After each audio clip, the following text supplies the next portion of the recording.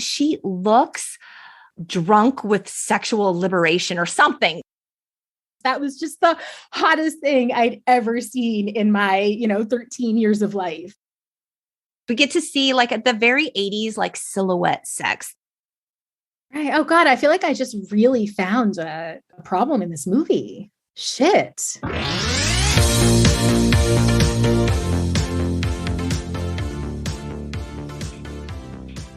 Hello, and welcome to the Untitled Gen X podcast, a podcast dedicated to the pop culture that raised us. I'm Lori, a writer and pop culture lover who's awestruck to welcome New York Times bestselling author Jill Smokler to join me in having the time of our lives as we chat all about the forbidden passion and heartbeat of 1987's feel-good classic, Dirty Dancing. But before we lace up our white keds, I'd like to tell you all about the incomparable Jill Smokler. As I mentioned, Jill is a New York Times bestselling author, former scary mommy, loving mom of three, and host of the podcast She's Got Issues, where she's taking us along on her journey of finding peace in the past, power in the present, and passion in her future. Welcome to the podcast, Jill. I love that so much, Lori. I've not come up with a tagline of any sort, but I might have to steal that. I love that. I think you should. I think I might have to. Thank you so much. You're welcome. Thank you for being here, Jill. I've known you a long time and I've admired you even longer. And it's just such a thrill to have you here. Oh, well, thank you. I'm excited to be here. I don't know if you remember the first time we met. I'm sure it meant a lot more to me than it did to you, but we met at a Blog Her conference in 2011, I think. It was in San Diego. Do you remember that Blog Her? I remember that Blog Her, and I remember meeting you, but I don't remember the exact situation. We actually shared I don't remember what they're called. They're not taxis. It's like transportation where someone's on a bike and they're like riding you. Yes, and you're in a cart on the back. Yes. Man, how physically fit do you have to be? Far more than I can even comprehend. Oh my God. So I obviously got to know you from your blog, Scary Mommy, way back in the day. And I was a mom blogger also. And your words meant so much to me as a mom. Now my older son is 19. Wow. I know. How old is your daughter? She is 18, almost 18. She'll be 18 in 2 weeks. Okay. Wow. I know. It's crazy. I know.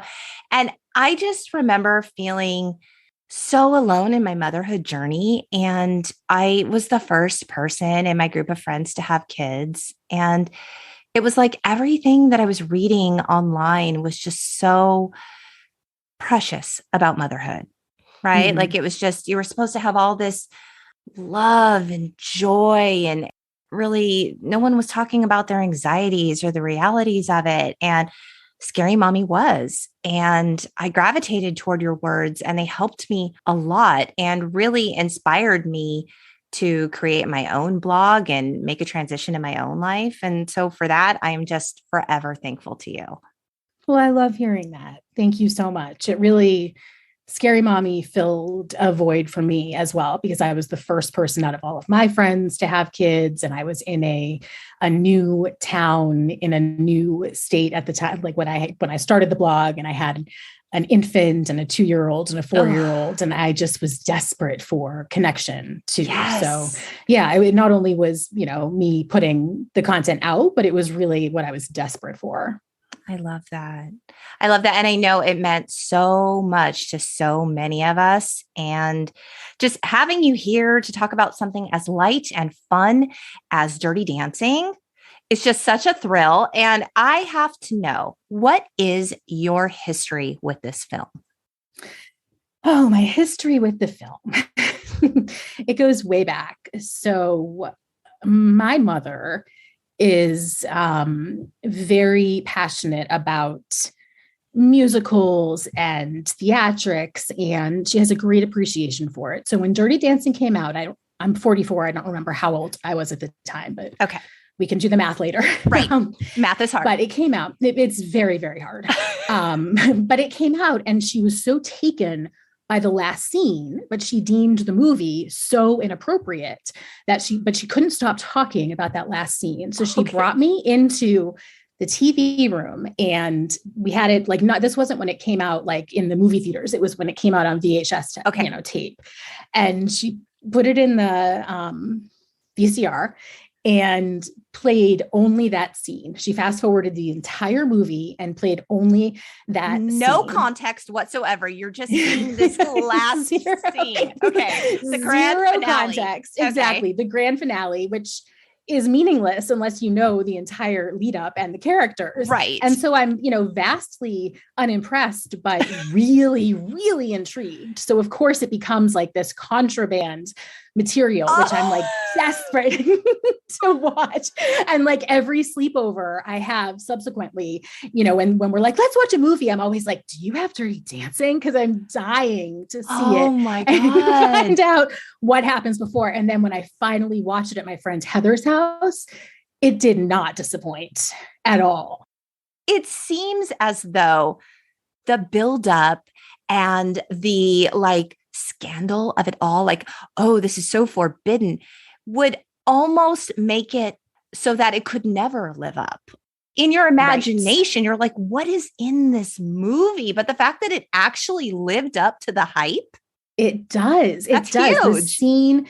The scene in Johnny's cabin where she's circling him and grabs his ass.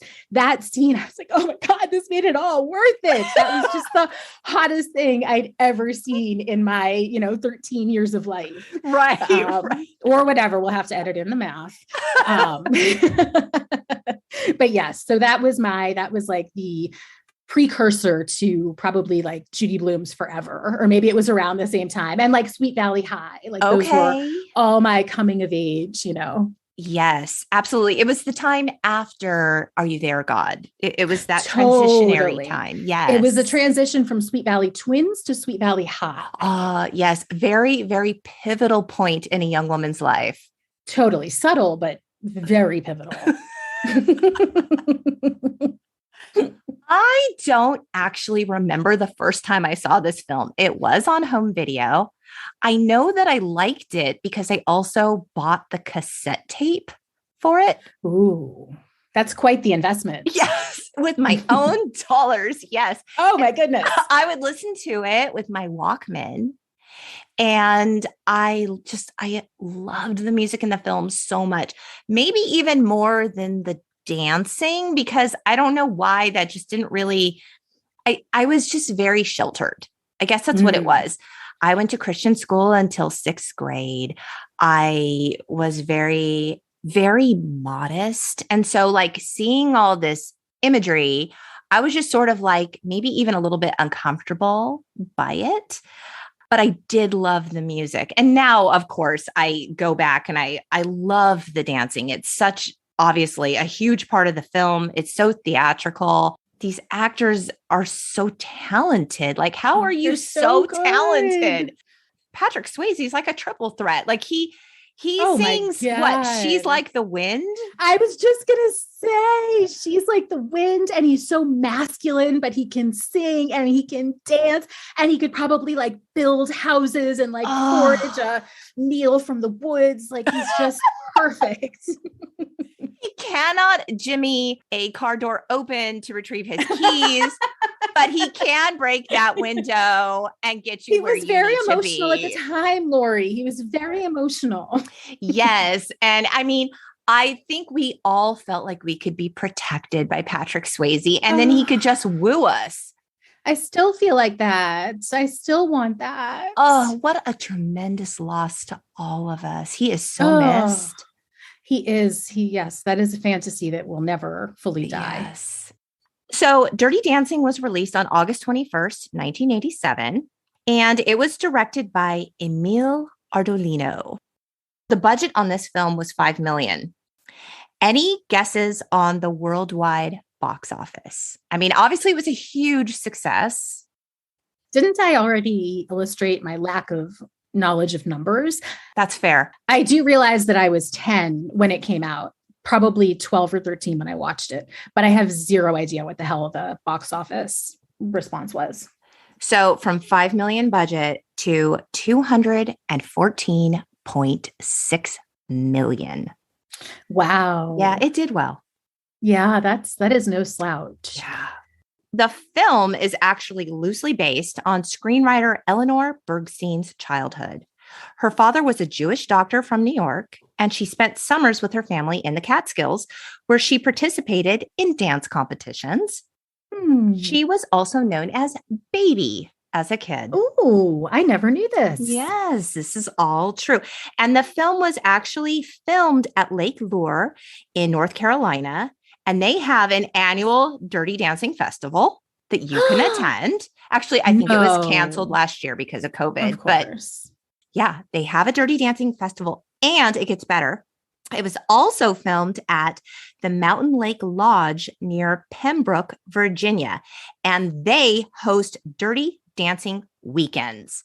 And they have like sock hops and a film screening and group dance lessons. They do a watermelon toss. It's incredible. And I'll link to both of these things in the show notes. You guys can check it out. So fun. You have to do that. And you have to be like live streaming from there. That would be so much fun. Oh, man. Can you imagine? Like, I want to go do all those things. I love that. I love a theme. Yes, totally. Oh, I love that idea. Yeah, super fun. Okay, so I think we should get into the film itself. We open on a young woman traveling with her family to Kellerman's Resort in the Catskills for the summer, which is basically like a blue blood summer camp, right? Like there's posh accommodations, awesome activities, all these dance things. They're trying on wigs. They're doing all kinds of things. They're playing games. There's entertainment. As a Jewish person who attended overnight camp, it is the typical Jewish overnight camp experience with parents and families. I was going to ask you what your family vacations were like as a kid and or whether or not you spent time in summer camps. My family vacations as a kid were nothing like that. They were primarily my parents dragging us around Europe and my brother and I bickering. But my summer camp experience was very similar to the cabins and the activities and the songs, not the dirty dancing, but aside from that, on the lake, it was very similar to that. Did you love it? I wouldn't say I loved it. It was something I did because my parents just, I think, wanted us away. And it was, I'm a homebody. I've always been a homebody. Right. So as nice as it may have been, I can't really remember it. I just kind of wanted to be home at the end of the day, you know, watching Dirty Dancing. Watching Dirty Dancing or trying to watch Dirty Dancing. Exactly. Yes. Okay. So we hear a voiceover that says, that was the summer of 1963 when everybody called me baby. And it didn't occur to me to mind. Now, did you have a nickname growing up? Not that was really commonly used. I was Jilly Bean. I'm still Jilly Bean to my dad. That was really it, though. There's not really much to do with Jill. It can't really be shortened all that much. So, yeah, that was sort of it. Mine was Bo. And it's an interesting one. Yeah, it was actually Bobo. That's my son's teddy bear's name. Bobo. Okay. I was Bobo. As a kid, always by my dad. And then it just shortened to Bo. And I don't know. Yeah. Bobo. That will always hold a special place in my heart. Always, forever. Does he still have Bobo? He does. He actually has two Bobos because I got a backup Bobo that he discovered. That's some smart parenting right there. It really was. But yes, we actually have a little portrait of Bobo that I had made in the early days of blogging. So Bobo is really special.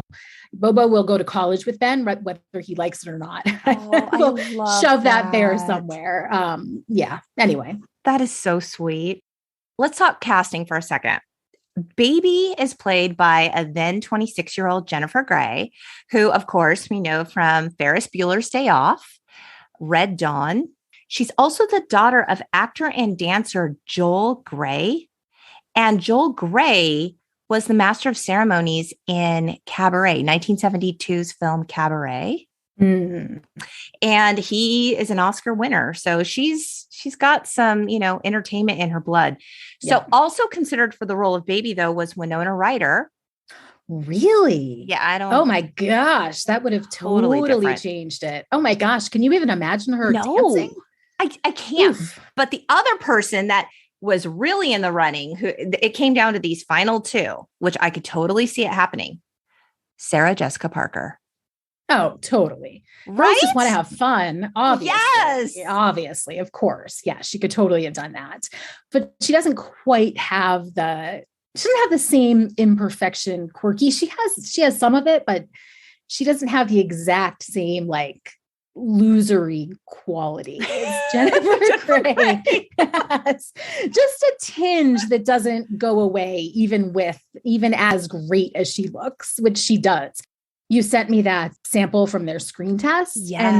And I mean, she looks amazing. She's incredible looking, but she's perfect for that role. She really is. She has that real every girl quality, and it's really special because it's like a personality or a look or a quality or something that's just not so polished. And as talented, oh my God, as she is, you can relate to her. Like every girl that has ever felt like maybe the underdog, or I'm not even saying like an ugly duckly quality, but like more of like a homely, natural, just regular girl. Yes, exactly. That's a much nicer way of saying loserish. But I say that as a self-identifying loser. So I don't mean same. I related to her on that level in a really big way. So yes. So the family arrives at the camp. The activity director is Newman from Seinfeld. Baby notices Johnny Castle. Johnny Castle comes strutting in, and he is immediately disciplined by Kellerman, who tells him to keep his hands off the guests. Okay, so this is all we know about him so far. Now, Johnny Castle, obviously played by Patrick Swayze.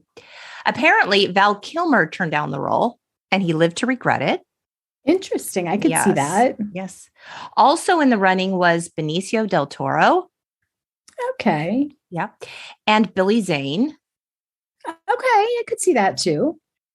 Billy Zane's screen test with Grey wasn't very good, unlike the screen test between Patrick Swayze and Jennifer Grey that I sent to you that you were talking about. It doesn't get better than that. Oh my God. It's so good, right? It's ridiculous. I mean, they could have just put that out as a movie and it would have grossed something crazy. I derived so much joy from that screen test. I will link that in the show notes. You guys check it out. It is. Oh, you have to. It made my day. It's so good. It's so good. Okay. So Patrick Swayze was 34 when he nabbed the role. And he actually was such an incredible dancer because he had experience with the Joffrey Ballet. Really? Yes. God, I love a male ballerina. Are they called ballerina? Ballet dancer.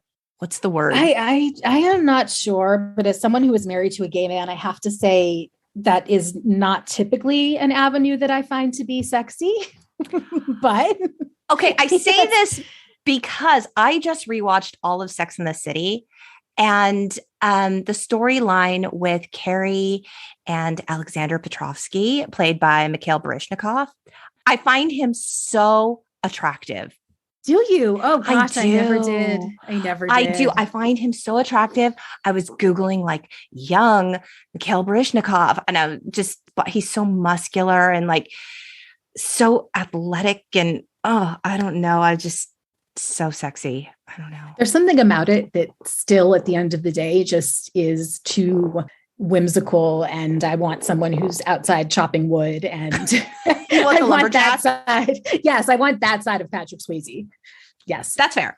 So Patrick Swayze didn't really in the beginning want to do any dancing in his movies because I guess he has some sort of knee injury, but he read the script and he loved it. And so he's like, okay, I'll do it. I'm like, oh, thank God. Seriously. At the resort, we see professional dancers Penny, who's played by Cynthia Rhodes. She was actually in Flashdance and Staying Alive. I didn't know that. Yeah. And she was married to singer Richard Marx. Richard Marx, right. You knew that? I did know that because I love Richard Marx. I love him too, but like what a weird bit of pop culture knowledge that you had there. Thank you. I have some. I do have some tidbits. Yes. Penny and Johnny dazzle the crowd with their mambo, and this totally mesmerizes Baby. She's like, oh my God. She's like I was when I first saw the movie. Exactly. So later that night, Baby helps Billy, a resort employee, carry a watermelon to the employees' quarters, which is a really big no-no because they're not supposed to be mingling with the guests. So inside, Baby sees the employees doing a lot of dirty dancing. And she's like, what the fuck did I just step into? Like, where did they learn to do that? I've never seen anything like this. We see Penny and Johnny come in, and Johnny's shirt. I love it. I love it. I always laugh when like the shirt is buttoned at the navel. Like the shirt is wide open, chest blazing. It really is really far down. Yeah, it's so really like it is literally buttoned like at the belly button. And I don't know in what world a man's like, I look good when he does that. But the thing is, he does. He can carry it off. He's probably Billy Zane could not do that. Oh no, only Patrick Swayze and Val that swagger. Kilmer, no thank you. Yes. Like they do not, they could not do that the same way. Yes. So they come in, they start dancing, and they're doing the dirtiest dancing like of all. And all the while, Baby is standing there awestruck holding that goddamn watermelon. Which is a really large watermelon, and she's a really small human. Yes. It's just so awkward. It's literally the most awkward. There's nothing else she could carry in there that would be more awkward. Perhaps like several bushels of bananas might be equally as awkward. That's fair, Jill. I hadn't considered the banana factor. Any large number of fruit items or a heavy fruit would be very strange in the situation. Similarly to the man in Sex and the City that shows up with the coconut and the pineapple. Yes. Yeah, at jury duty. And he just holds them. Exactly. Yes, exactly. I'm glad that we have this, mutual frame of reference that we can go back to. I binged Sex and the City during quarantine twice. It is all fresh. It is all very fresh. Okay. I think we should keep going back there. I appreciate that. Deal. Okay. So Baby thinks like Penny is just the luckiest gal in all the land. She's got Johnny, but Billy assures her they are not a couple. Johnny sees Baby and he's like, what is she doing here? And she's like, I carried a watermelon. Best line. I have never felt more seen. That's exactly what I would say. I'm carrying this watermelon. Yeah. So, Johnny is a teacher to his very core, Jill. He's like, I'm going to teach this weird girl with the watermelon standing here so awkwardly how to dance. I'm going to give her some moves. And, he's working on loosening her hips. And she literally, I love this scene so much because the look on her face, she looks like drunk with sexual liberation or something. Like she looks drunk. She looks like a piece of spaghetti. Like he's just like maneuvering. Spaghetti arms. Yes, totally. Exactly. Yes. So funny. So with their first encounter, their first dancing, did you clock chemistry between them? Did you see it? Because there were times in this film I really saw it. And there were times I was like, No, I did. I felt like from the second she saw him, she wanted him. And that came across for you. I thought so. Yeah, I definitely thought so. I never sensed that it wasn't there. Okay. The next day, Baby finds Penny crying. And she goes and tells Billy, who goes and gets Johnny. And this is when the shit really gets real. Baby finds out that Penny is pregnant. It's not Johnny's baby. It's Robbie's. And Robbie is like a smarmy resort employee who's headed to Yale next fall. And he's been getting up close and personal with Baby's shitty sister, Lisa. Is that her name? Lisa? I hate that character so much. I have a block against her name. But that scene when she's rubbing her hair, she sort of redeems herself a teeny bit. Just like this she's much. Just a pathetic character. And then she goes on to sing Hula Hula and I Hate Her Some More. So, oh God. Well, then you just pity her because she's so pathetic. Yeah, it's not good. It's not good. Someone needs to tell her. If like only. we're all pretending that it's okay that she sings this song in the talent show. It is most definitely not okay. No, it is. No. It is not. It is painful to the ears. Yes. It is offensive to the ears. Yes. Amen. So Penny, she doesn't want to be pregnant. Okay. But it's 1963. Abortion isn't legal. Well, it's not legal everywhere. And she doesn't have the $250 to get an illegal abortion.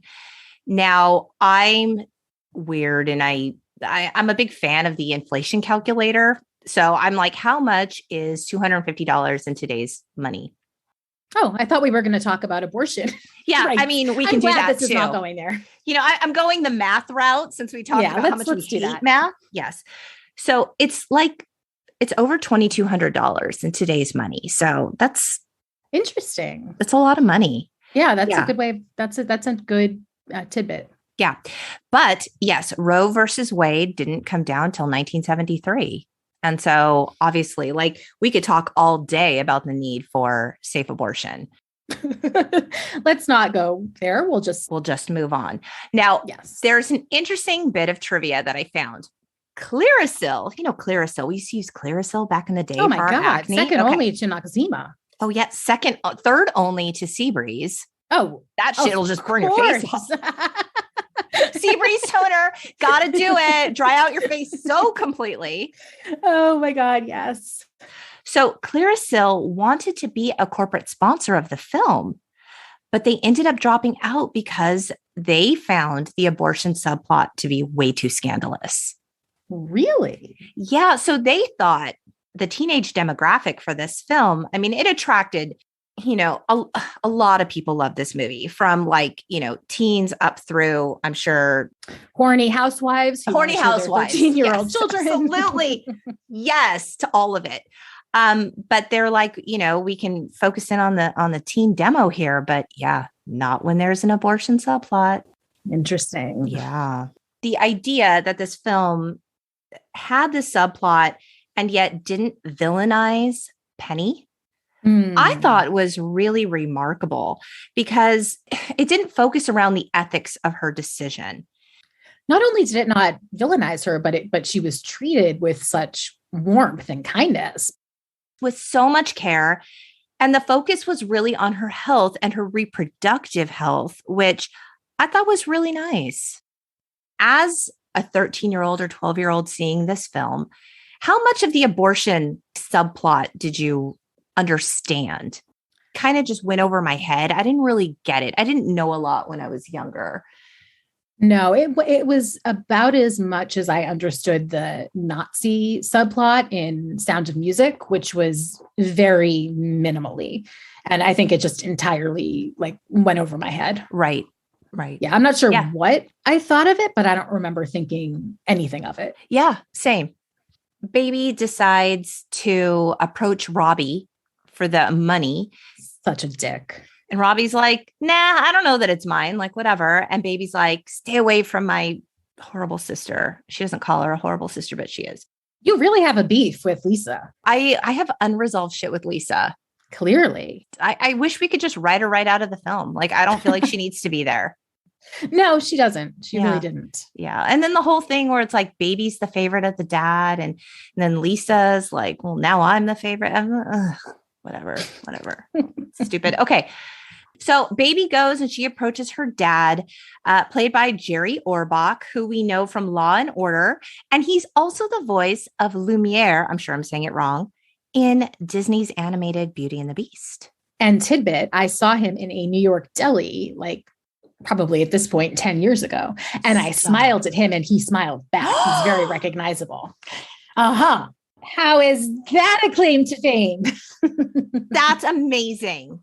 Thank you very much. Oh, wow. I would have just cowered in the corner and I would have been like, picture with my phone. Yeah. That's exciting. It was before those days. Sadly. You're like, can you sign my deli napkin? Exactly. I feel like I should mention that Baby's mom is played by Kelly Bishop, who I know her best as the mom in Gilmore Girls. Yes, Ellie Gilmore. Of course. Okay, so baby asks her dad for the money. He trusts baby implicitly. He's like, okay, here's the money. Like, is this for something illegal? And she's like, no. I'm like, But especially the context of thinking of it as over $2,000. yes, I mean, that puts it in a whole different light. Like, I don't know that if my kid came to me and asked me for money and said I couldn't tell you what it was for, that I would do it. Would you so sketchy. Would you? No, of course I wouldn't. That is so sketchy. Well, he's clearly a better parent than we are. Or a worse parent. Because look what that was for. And then look what ended up happening. Right. Yeah. Right. I don't know. We could really blame baby for this whole situation. Yeah. No good deed. No good deed. No good deed. That's so true. Baby saves the day. She comes up with the money, but then they all realize, oh my God, we have another problem. If Penny goes and gets this here illegal abortion, she can't compete in the dance competition. And if they don't compete in the dance competition, they lose this season's salary and next season's gig. I'm like, what kind of contract is this? Oh my God. Doesn't that violate like all kinds of labor laws and things? That seems like super high stakes. You would think. Yes. So this is when Johnny condescendingly asks baby if she wants to fill in for Penny. And then he's like, oh, she can't do it. And in spite of this, baby like agrees to help out. And I have to ask you, Jill, would you have stepped up in this case? Well, I am probably one of the most terrible dancers that you know. So yeah, the answer is no. But what I could relate to was the terrible makeup job, because that it is a crime. It really is. So that is the only relatable part of that scene for me. Yeah, I wouldn't have stepped up, although the opportunity to practice with a sweaty Johnny Castle when she's into him, like that might be enough of a draw. But on stage, my nerves would I don't think I could do it. I'd like to think I could, but I don't think I could. Yeah. We get some like dance montages. Mm-hmm. She's beginning her lessons with Johnny. He's getting all frustrated with her for not being, a professional dancer on day one.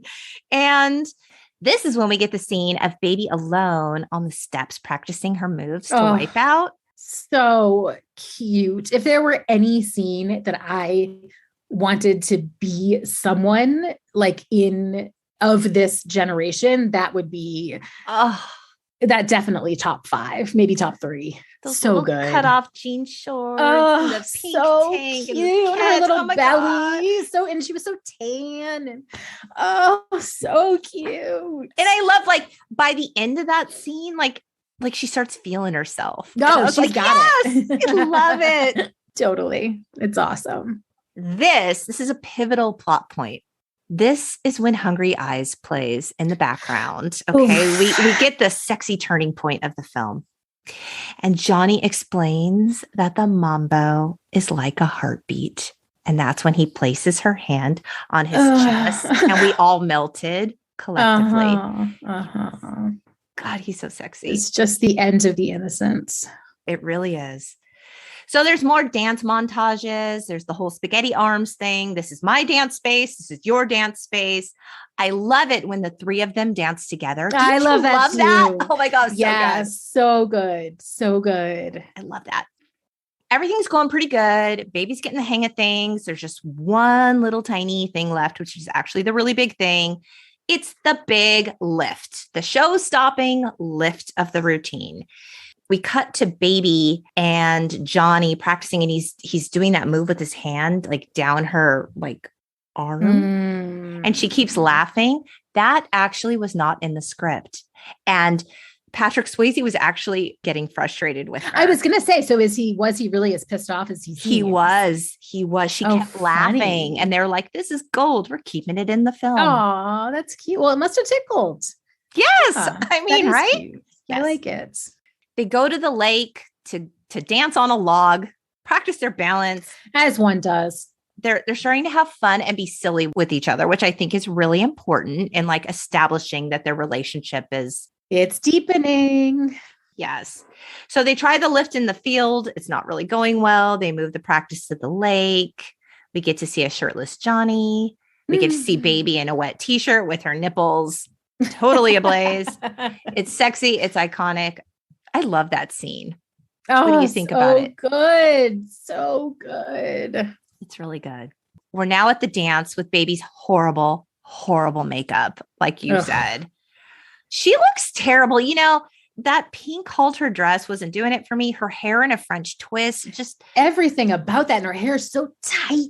It's just, and maybe that's the point, is that she just looks so utterly uncomfortable, but it's just so painful to watch. You know, she's got these beautiful loose curls, like just let them be wild and free.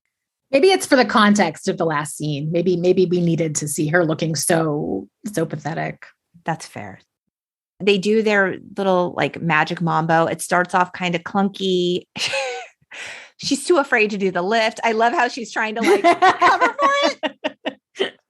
I love that dance. If I ever have to pull out a dance, that's what I'll like that'll be what you do. Yeah, it's the baby cover. Yeah. So even though Johnny like seems kind of annoyed with her during the dance, I thought he seemed kind of pissed. On the way back to the resort, he's telling her like, you did a great job. And he's also staring at her in the rearview mirror while she's changing. Oh, he's annoyed by her, but he wants to fuck her. Okay. I mean, that's the bottom line. So true. Right. Yes. And the moment they arrive back at the resort, Billy rushes to them like, oh my God, the abortion went horribly wrong. And the guy had a dirty knife and a folding table. And I was like, oh, the image of that. Oh, so bad. And so Penny is in agony. She's bleeding. Nobody knows what to do. So baby rushes off to go get her dad, the doctor. She doesn't tell her dad what's going on. Like she picks up the doctor's bag and she brings the doctor's bag. Do you think doctors, I mean, one of my very best friends is a doctor and he does not go on vacation or travel with a doctor's bag. Is that like something that doctors do or doctors of another generation did? Because like, how does he have medicine, tools? I think this is where we need to remember that, well, A, it was 1963? And B, it's a fictional film. So I don't know it's not, Jill. This shit totally happened in real life. How dare you? It would be very convenient if our doctor friends carried around their entire plethora of doctor things.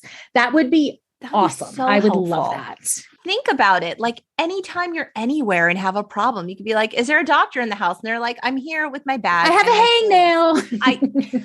I have a really bad paper cut. Can you help me out? Exactly. Yes. When daddy arrives, he asks, who's responsible for this girl? And Johnny steps up and says, I do, which is super noble. But of course, the dad's going to think Johnny is the dad of Penny's baby. Logical assumption. So through some kind of medical magic, because I guess this is a movie, Jill. I mean, I guess baby's dad somehow fixes Penny. You know, it would have been a lot more believable to me if they had like mentioned specifically that he was a gynecologist. Is he an OBGYN? Like what kind of doctor is he? And then he's got the pain meds and then he's able to fix her bleeding, know that she's going to be able to have kids. Like how does he know any of that? Is he a psychic? Also, yes, there are many questions. Is he a medical medium? Ooh, that sounds like it could have been a great sequel. Yes. I don't know. I'm like, we're making a lot of leaps, a lot of assumptions here with this film, but I think I threw it off when I said it was fictional. I think that's when things went awry. I take it back. It's real life. I'm like so cynical about this, but okay. He's magical. He fixes her. Fine. But this is not without consequence, Jill, because he is pissed at baby, his beloved favorite daughter, baby. She's not perfect anymore. Lisa is quickly catching up. Exactly. Oof. And he tells her, you are not allowed to hang out with those people anymore. Such disdain. I was thinking, like, as a parent, have you ever truly like forbidden your child from hanging out with anybody? Because I feel like the minute you do that, they're like a moth to a flame. I feel like that doesn't 100%. I have never forbidden. I have really tried to heavily influence. Yes, same. Really tried. But no, never forbidden, because that just seems like you're asking for it. You're asking for it. And so, you know what? He asked for it. And so it happened. So obviously, baby goes straight to Johnny. And he gets what he wants. He gets what he wants. She apologizes to Johnny for her dad's behavior. And Johnny's like, people treat me like I'm nothing because I'm nothing. And she says, you're everything. And he is magical. He's like, no, I think you're incredibly brave. And she's like, I'm afraid of everything. But most of all, I'm afraid of how I feel when I'm with you. And never again feeling like this. They dance. She obviously doesn't have a lot of sexual experience, but she was the one who makes the first move. She kisses his neck. Yes, she totally does. And she's the one who circles him. And she takes control in that situation. And for a shy, virgin, like she really go baby. Yes, go baby. They have the sex. We get to see like at the very 80s, like silhouette sex. They do that in Top Gun too. And I remember like the sheer curtain. Yes. And you see like there's shadows and there's music and it's a whole I believe thing. That was the scene that my mother did not want me to see. Yes. I think that was the standout. Yeah. I mean, and I get it. It was super sexy. It was worth the wait. Yeah. So, Jill, did you ever have a summer romance growing up? I don't think I have fully expressed my loserdom because no. I was a loner, geeky kid. And I did crafts by myself and sang Broadway. Jill did crafts. I was the geeky kid by myself. So no, I had no summer romances other than like Johnny in my head. So that was about it. Yes. Baby keeps sneaking off to see Johnny whenever she can. Baby's awful sister wants to go all the way with Robbie. It's going to happen tonight. In the words of J-Lo, waiting for tonight. This is the scene when Baby and Johnny are in the studio and they do the crawling around the floor thing to Love is Strange. Oh, so good. It's so cute. Like sexy and playful, and like the energy and chemistry between them is so dead on in that moment. I love this scene. Well, it's such a fun, lighthearted musical scene that you can actually imagine happening. Whereas most musical scenes are just so far-fetched, and right. This is just, it's so adorable. They're just so cute. They're so cute. We're rooting for these two kids. Oh my God. Lisa decides to go surprise Robbie in his cabin, but she catches him with that resort cougar, Vivian, who's also been cheating on her husband with Johnny before he had eyes for a baby. When Vivian sees Baby and Johnny together, this is when she makes up that lie about Johnny stealing her husband's wallet. And he's going to end up fired because of it. And Baby knows the only way to clear Johnny's name is to admit that she was with him in his cabin all night. And her dad takes it hard. Like, Baby's not such a baby anymore. This little girl is grown up. This is when Baby and her dad have that come to Jesus meeting, and Baby's wearing that cardigan.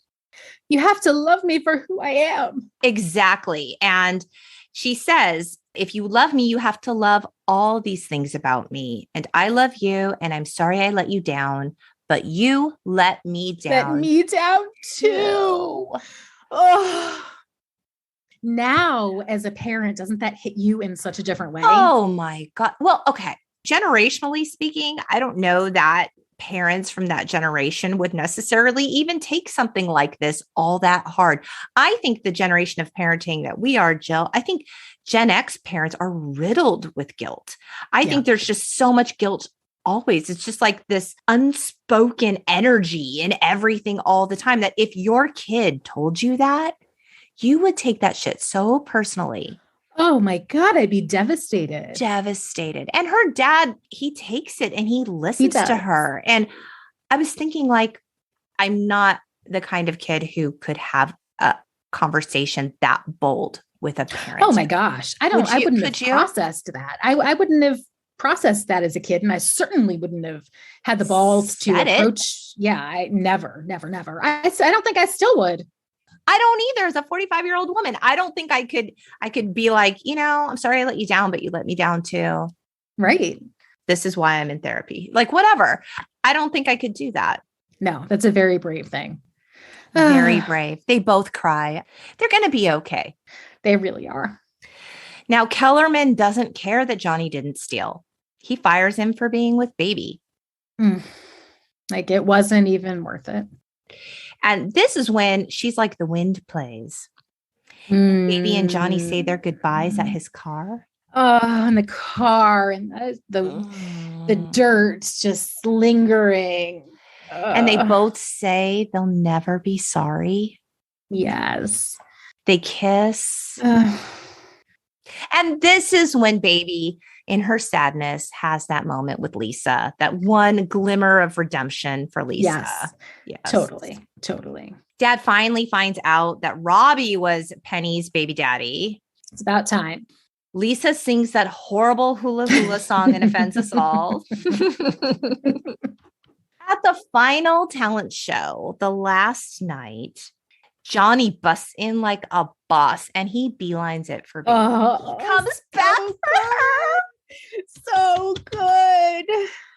And Baby seated in the corner. And this is when he says, nobody puts Baby in a corner. And she has her arms crossed and it's so good. Oh God. And when her mom puts her arm on the dad to make him stay. Yes. That was a moment. That was a real moment. We don't get a lot of like very sweet, great mom moments. No, there's not a lot with the mom at all. That was a very sweet one. Yes. Johnny leads her out of her seat. And he takes her out of the corner. And onto the stage. You don't belong in a corner. You belong in the spotlight, Baby. This is what I think of you. It's her moment. I love how he just sort of like commandeers the stage. Like he's just like, okay, yeah, I got this. Like, hey guys, stop. I got something I need to say. Well, and I just love that the Kellerman and the musician just sort of join in. Yes. Okay, we're going to pivot. We're going to act like this is all part of the plan.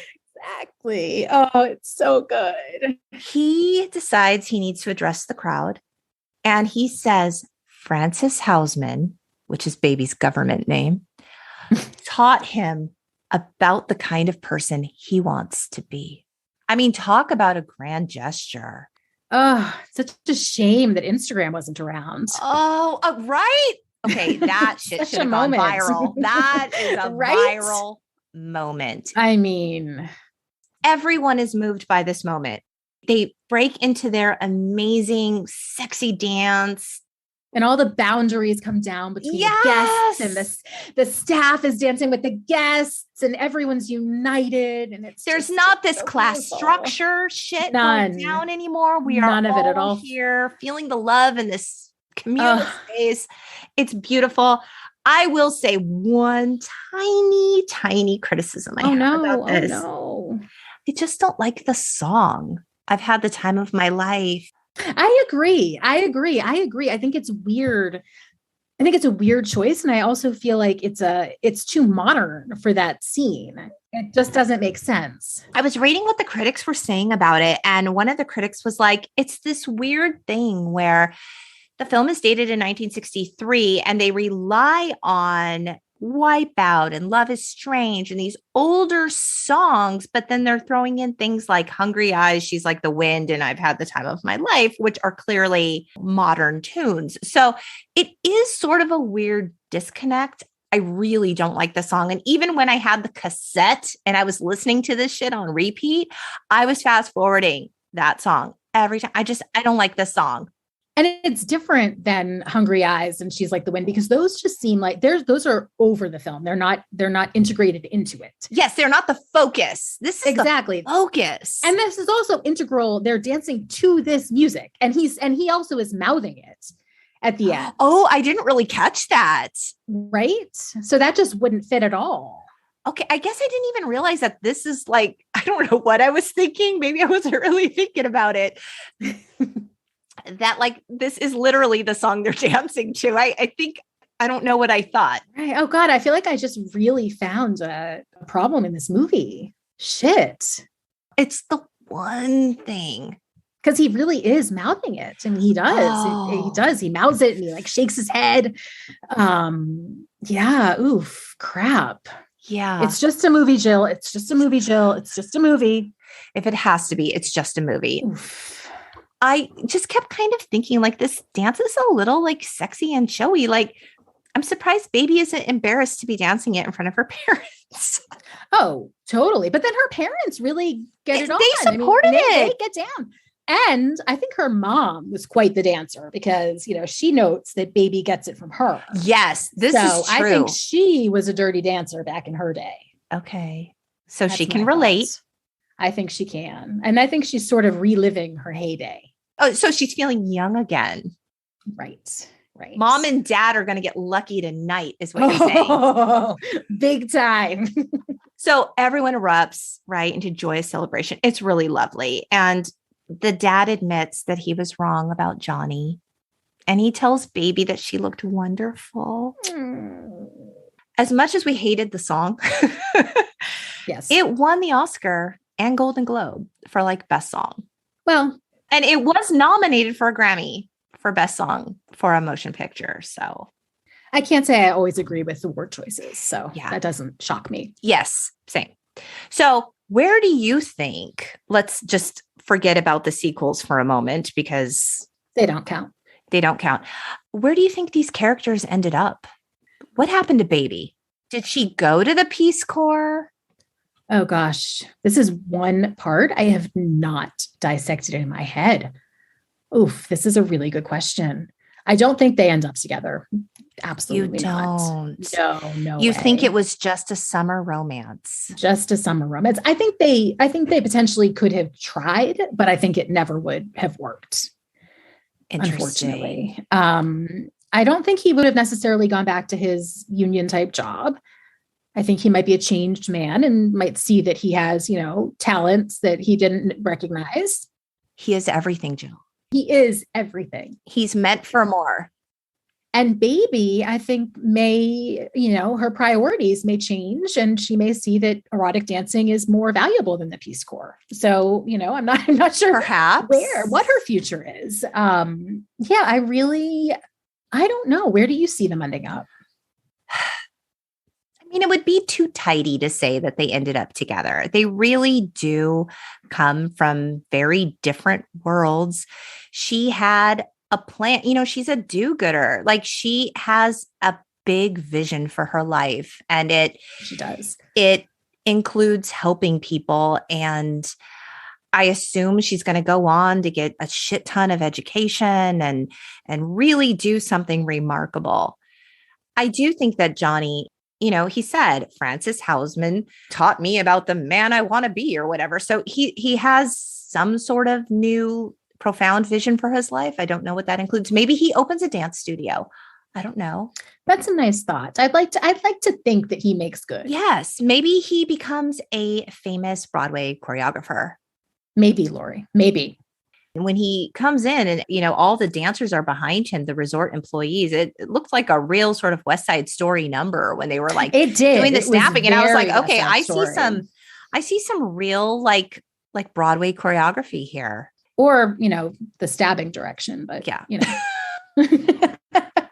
I feel like Lisa stayed just kind of as the person that she was. I think she just found a guy and she found a wealthy husband. She got her MRS degree and she might be his bookkeeper. Maybe.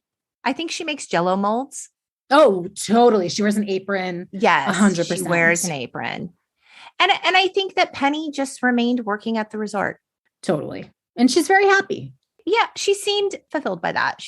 I think she is. And I think she has a daughter eventually. Okay. And I think she is an advocate for the woman's right to choose. Amen. Yes. This film was filmed over 43 days. That was all it took to create this magic that we just saw here. Wow. Mm-hmm. That is shocking. I know. And interestingly, Dirty Dancing was the first film to sell over 1 million copies on home video, which is how we both saw it. Really? Mm-hmm. I had no idea. Yep.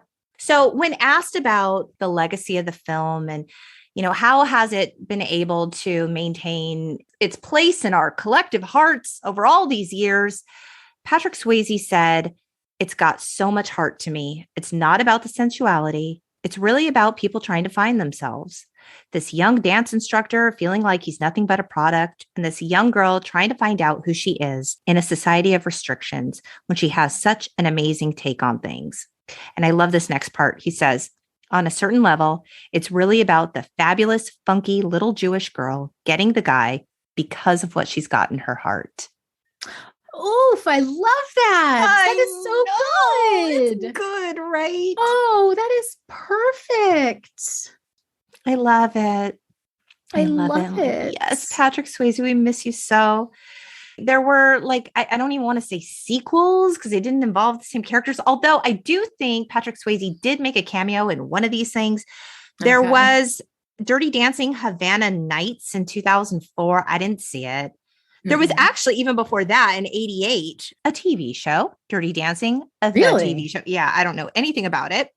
There was, in 2007, Dirty Dancing, the Time of Your Life reality show.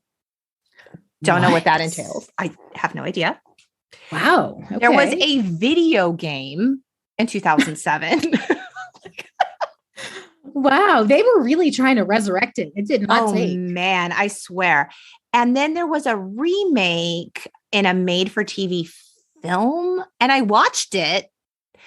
I have very few memories about it, but I remember kind of liking it, which probably says more about me than the film. I don't know. I think I was just so desperate for more Dirty Dancing in my life. But the exciting thing is there is a proper sequel, a Dirty Dancing 2 in the works. Really? Jennifer Grey is returning as Baby. Oh, wow. Okay. And she also serves as an executive producer on the film. Okay. That's promising. In regard to the Johnny Castle character, she told People magazine, "All I can say is there's no replacing anyone who's passed. You never try to repeat anything that's magic like that. You just go for something different." Okay. That sounds respectful. The Lionsgate CEO, John Feltheimer, said, "It will be exactly the kind of romantic, nostalgic movie that the franchise's fans have been waiting for." I'll believe it when I see it. Exactly. I think that's the party line. I think that's what you have to say. So I don't know. We'll see about all that. Prove it. Show us. Yep. Will we watch this and have the time of our lives? I mean, I hope so. I hope so too. Yeah. Those are some big dancing shoes to fill. So I don't know. We will see. Jill, I would love to shift the focus onto you. I said at the top of the show that Jill was a New York Times bestselling author. You have authored 3 books: Confessions of a Scary Mommy in 2012, Motherhood Comes Naturally and Other Vicious Lies in 2013, and Scary Mommy's Guide to Surviving the Holidays. We just survived the holidays. How were your holidays? They were quiet, but they were nice. My ex took the kids away, so I had a whole week to myself to get organized and not have the dirty laundry accumulate, which was very nice. Yes. So they were good. Good. Yeah. So, okay. Scary Mommy began as basically an online I don't want to say baby book to share with your family. Was it even a blog? Because I remember sharing in the early days, even before Facebook and all that, I was sharing what are those called?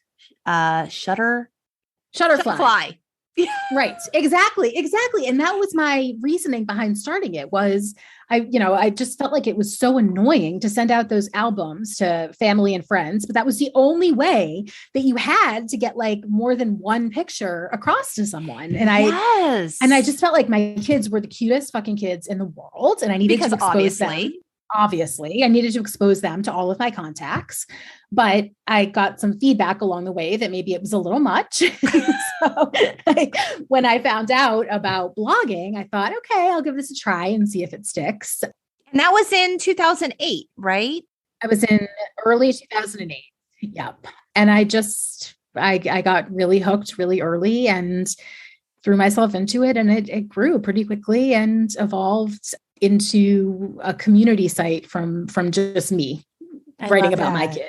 It was quite a ride.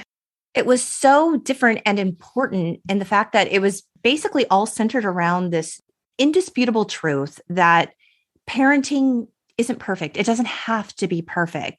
Parenting can be real, and this is what real looks like. And there's so much love here, but there's also a lot of imperfection, and that's okay. Yeah. There weren't people giving us permission to be fully human as parents at that time. So it really hit a nerve with so many people, including me. And it grew like over the span of the next decade. It was this huge empire with millions of followers worldwide. I mean, it was so big. And what I loved the most about that was that was never your goal. Mm-hmm. Your goal began as this place to share your stories and share your kids. And people could come to you without you having to send these books out to everyone. Like, look how cute my kids are and annoying everyone. Like, they could come to you. What I love about the concept of blogging and my experience was that it was as therapeutic for me putting content out there as it was for people, receiving it and the conversation. It was just all mutually beneficial in the best possible way. And it just happened at a time when I was desperate for it. Right. In your trailer for your podcast, She's Got Issues, you say, as your empire was just growing and growing and growing, you said it was exciting and it was thrilling and I was drowning. And you mentioned that your personal life was unraveling. Can you tell us a little bit about what was going on in your life, in your head, in your heart at that time? Mm-hmm. I was putting everything into Scary Mommy. My marriage was slowly imploding. My mental health was a disaster at the time. My physical health was a disaster. I'd just had a hysterectomy. I had shingles. I had like just a series of health problems that I was just sort of hanging on by a thread. Right. And I just felt like I needed an out. So you did. You made a really brave decision. You decided, I need help with this. This is so big. And so you sold it. Right. So it was a very challenging period for me. And I happened to have a conversation with someone who was very independently wealthy and happened to be starting a media company and wanting to make an investment in an existing parenting website. So it really filled many of the boxes. And I was not in a place emotionally, physically, relationally, anything wise to really shop the site around and explore options. I just felt like I needed to unload it quickly and take care of myself. Like as a lifeline. Exactly. And also, I mean, frankly, it was at the time, it was a lot of money and we needed money. I mean, I remember getting a lot of pushback at the time about, selling out. And it was sort of like, okay, like I started something and I sold it. And you worked your ass off in sweat equity for this thing. And really, is it selling out? Is it selling up? Is it just relief? And that is not to be underestimated. I can tell you, Jill, I maintained a very small blog that stayed small. And I watched your incredible trajectory. It was like a rocket ship up to the solar system. And I remember seeing this all transpire and think she is the bravest woman in the world. I don't even know how she's handling all of this. It was so big. And so this idea of it becoming too big. So, I mean, like, can anything become too big and wonderful? Yes, it can. Yes. It became too big. And I feel like I reached a point where I either needed to get a partner of some sort or get investors of some sort or sell it. But like, how do you even do any of I had no idea. Exactly. I had no idea. I was so exhausted. And so this opportunity came to me. And if I had it to do over again, I wouldn't do it the way I did it. I would have put more thought into it. But again, how could you possibly know? And at a time when you are so desperate for the relief and the help. Exactly. Yeah, I couldn't. There was no other decision that was possible at the time. Right. But it's definitely a different site now than what it was when I started it and what I hoped it would evolve into. But yeah, it is what it is. I've started finally looking at it as like my fourth child who like is a meth head and has like moved away from home, like across the country and not turned out the way I wanted, but I'll always love it, at the core. That's gotta be a tough thing to grapple with, where something is so important to you. Like you said, it's your fourth baby, right? You love, you nurture it, you put so much into it for all of these years. It becomes this thing, and then it becomes other that no longer serves you. Did it feel like a death? Did it feel like a really bad breakup? Are you almost at the point where you have to just kind of, in a way, disassociate from it because it's just so complicated? All of the above. It felt like a death and a breakup in the worst possible way until all of the people I really cared about, the people I hired, not people who write for the site occasionally. I'm talking like the editors, the community managers, the people who were really full-time invested into the site. They were all either let go or they left on their own accord when the site changed hands, like 6-7 months ago. When that happened, I was able to totally detach and just be like, fuck it. There is nothing I care about at that site anymore. I can finally move on. It was really difficult for me when I still had people I cared about there and I would see them sharing and just knowing they were there just was so painful. So it's much easier now. And around all of that same time, you were getting a divorce. Correct. There's big changes in your family life. There's big changes in your career. Like, this is a lot to handle. Right. Everything was imploding at once. And it took me 3 years to deal with all of that and to get through it. And it felt like I gave myself 3 months after I left Scary Mommy to get myself together and figure out what venture I wanted to start next and to just have the luxury of relaxing for 3 months. Yep. And somehow that 3 months became 3 years. Much of the time I really couldn't function. And I was, dealing with therapy and medication changes and all that shit. But it really took me that long to mourn Scary Mommy and be able to think about moving forward. Yeah.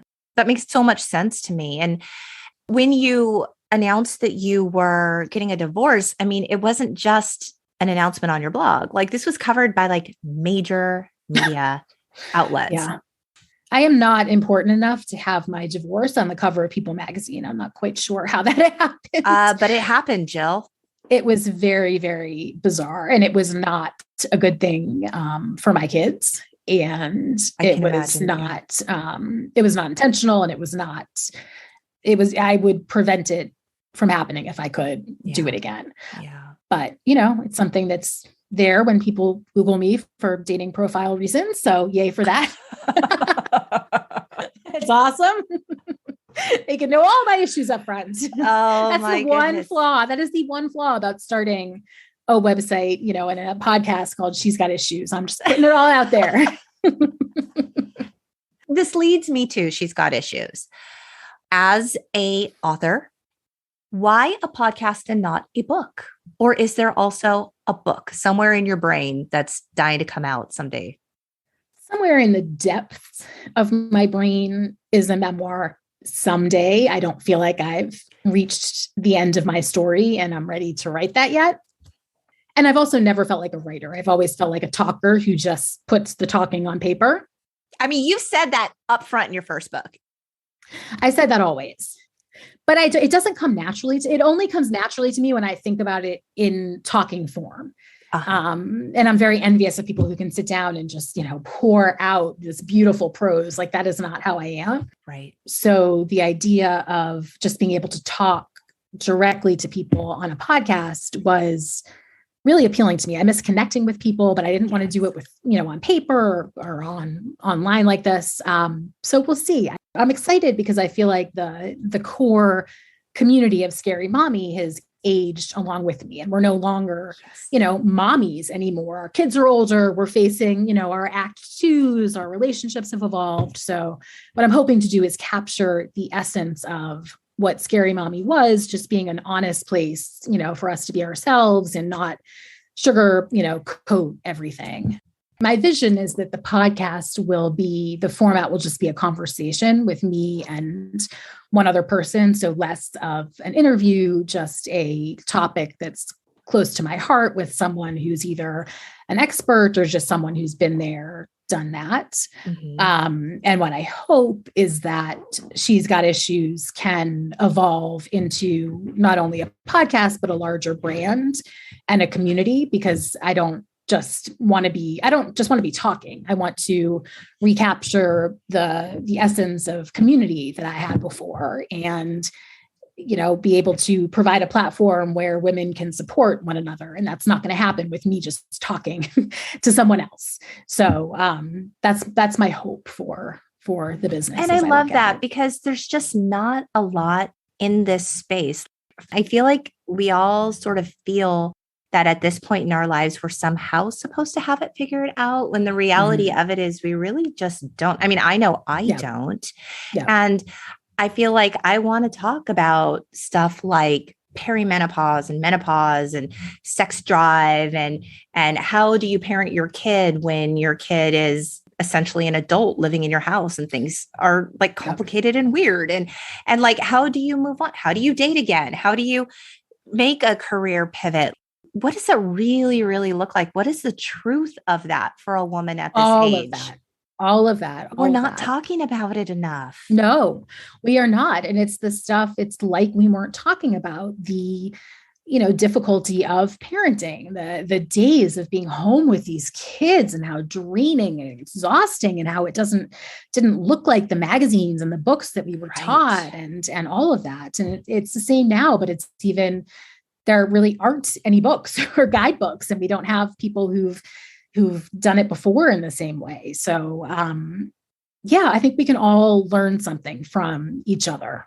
And I love that it's coming from you, Jill, who's always been so honest. You've always been so honest about your story, and you're just so warm and inviting, and people feel safe with you. I mean, hence the confessionals, right? The Scary Mommy confessions. Like, it takes a special soul to be able to create a space that feels so safe and inviting for people to be able to share their stories. And that's what you do. It's what you've always done. So it comes as no surprise.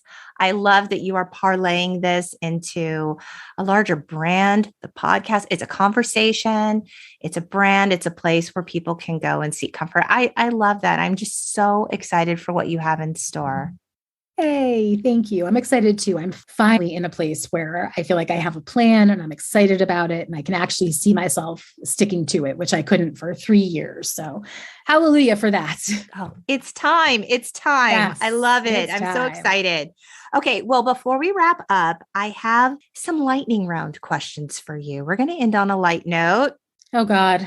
Okay. Some of these are Gen X. Some of these are not. This is just like a rapid fire thing. Just answer the first thing that comes to mind. There are no wrong answers. Okay. Pearl Jam or Nirvana? Pearl Jam. Best fast food fries? McDonald's. Same. Really? They're the only fries that I'm a down, like that will bring I'm me sorry. down. Yeah. Nobody does it better. Okay. Nope. Favorite 90s fragrance? An A&A. Wait, is this what my mom used to call it? A-I-S, A-N-A-I-S. Okay. I know exactly what you're talking about. I know what the bottle looks like. My mom used to call that anise. Anise. Well, that's probably a better way of pronouncing it than an A&A. You're probably right. It's like the French pronunciation. Okay. Did you ever own a bucket hat? I did, but later than it was cool. So what you're saying is you owned it. Did you wear it? Oh, I did, but later than it was cool. Yes. Do you have some regrets about that? Yes. I maintain nobody looks good in a bucket hat. I've said it my whole life. It's true. Okay. Brandon or Dylan? Dylan, of course. Dylan. Brandon. Okay. Dylan. Okay. If you love Johnny, you love Dylan. Okay, that's true. You like the one with the red flags. Yes. Yeah. They're sexy. So hot. Yep. Okay.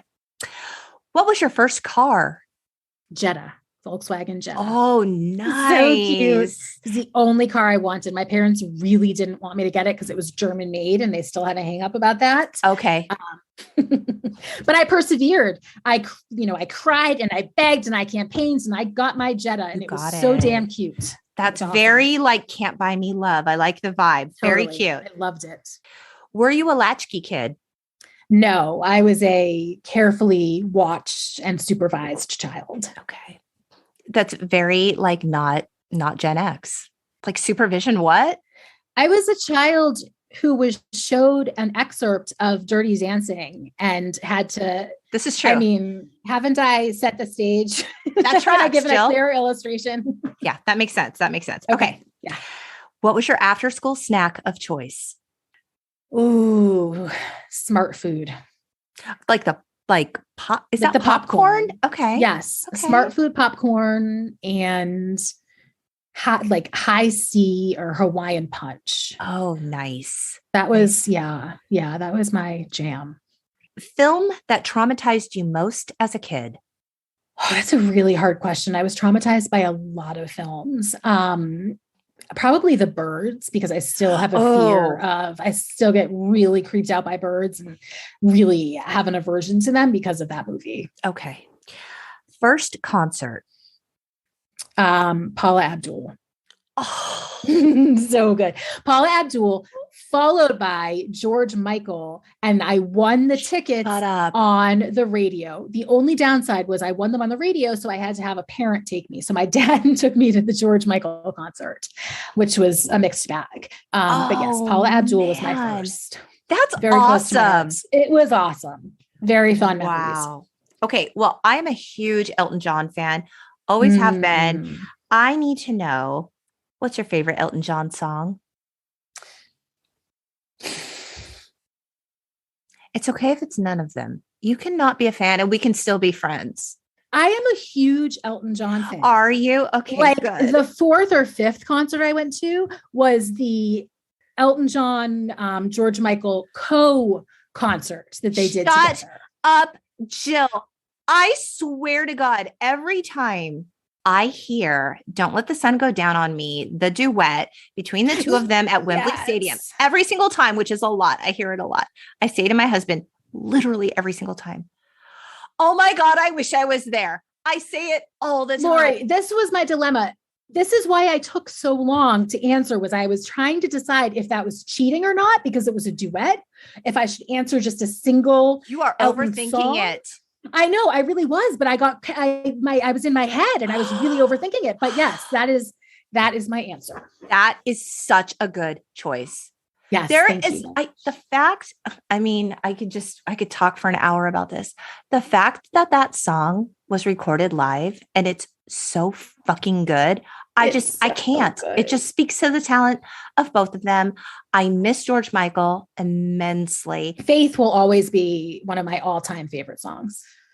Oh my God. So good. Oh my God. So good. Oh, God bless George Michael. I miss him too. Well, Jill, thank you so much for joining me. It was such a joy, a true joy getting to spend all this time with you, talk about Dirty Dancing. It's just amazing. So fun. Amazing. I loved it. Thank you so much. And you guys, I will link to all of Jill's stuff in the show notes. Go check her out. You need to listen to She's Got Issues. You will not be disappointed. Jill Smokler is as badass as they come. So thank you all for joining us. If you're enjoying the pod, I invite you to rate and subscribe so you never miss an episode. We also have a Patreon, so check it out. You can find us on the web and the socials. And as always, we hope you keep in touch, beautiful people. Bye. Bye.